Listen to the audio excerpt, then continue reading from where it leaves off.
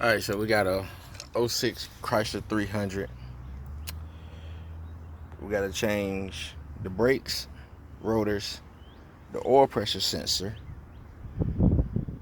and I'm doing this with my phone today, so I can't just set it up and show you everything.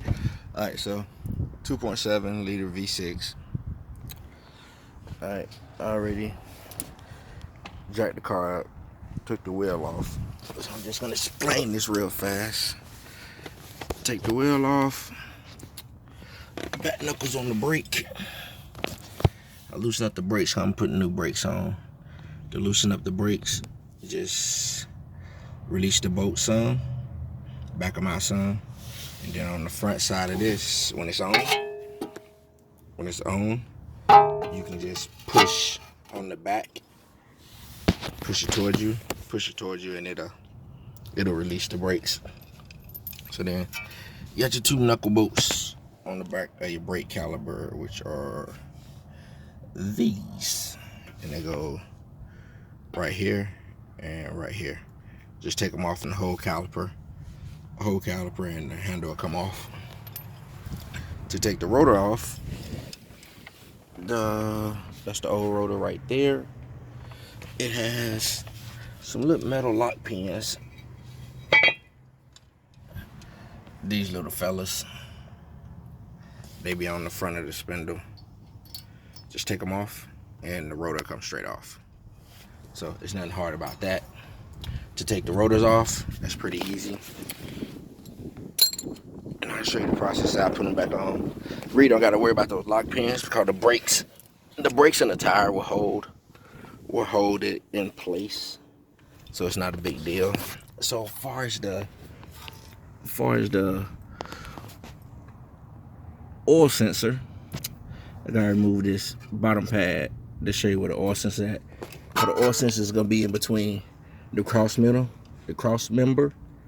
right here, the cross member, and the rack of pin steering right here. It's gonna be straight up on the engine block, and I'll show you that once I get this off. Okay, so after removing the bottom cover, it's just 4 little screws. Screw here, one over there, and then right there, and one on the other side, and the cover comes straight down. So now you're under the bottom. Oil filter, rack of pin steering, cross member. If you look right up in between there, see that green plug? That's the oil pressure sensor. Let's see if I can get you a better view from this side. Right there, that green plug, that's the oil pressure sensor. Now this is on a 2.7, so I don't know about the V8s if it's in the same spot or not, but it's right up there. And everything I'm doing is with regular tools. Nothing special. The four bolts for the bottom is a 10 millimeter. The bolts for the caliper, the whole brake caliper hardware, is an 18. Backlit. Got just a angle screwdriver flat that I use to help pull the brakes back. And I try to show you, can't see that, I try to show you on the other side. I do the other side, actually taking it off, see if I can hold it. But yeah, that's it. And to take out the oil sensor, you will need a oil sensor socket, and this is a 1x116. See if I can get that to focus. Yeah, a 1x116, because if you see the inside, it's cut a little different from like a deep socket or an impact socket, because the oil.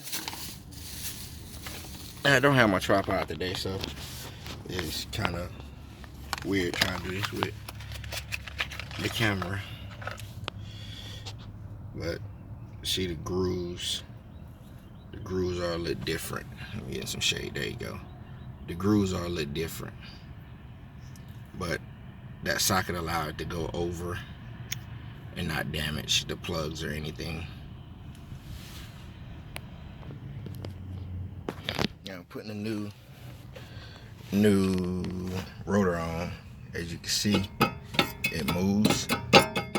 That's what those little clips are for. But when you put the brakes back on and put the wheel on, the wheel will actually hold the rotor in place like it's supposed to be. So it'll be okay. And then I always recommend, when you're putting bolts back in, I always hand screw them in first, so you make sure you're not cross-threading the bolts. Hand screw them in. And now, to put the brakes on, like I said, I loosened both of them. So now I would just take one out. You ain't gotta take the whole thing off. Just take one bolt out, and you can lift the caliper up to reinsert your new brakes. And there it goes down. So now I have the new rotor on, new brakes. Sorry about that. New brakes are on, and tighten back down. Now, another trick that I learned, and if you can see now, the rotor only has a little bit of play, so it'll work. But one of the things that I do whenever I got to do a brake job by myself, I take the cap off in the very beginning. So when I decompress the caliper, it'll push all the fluid and the air out of the line. So now I'll put the cap back on, make sure you got enough fluid.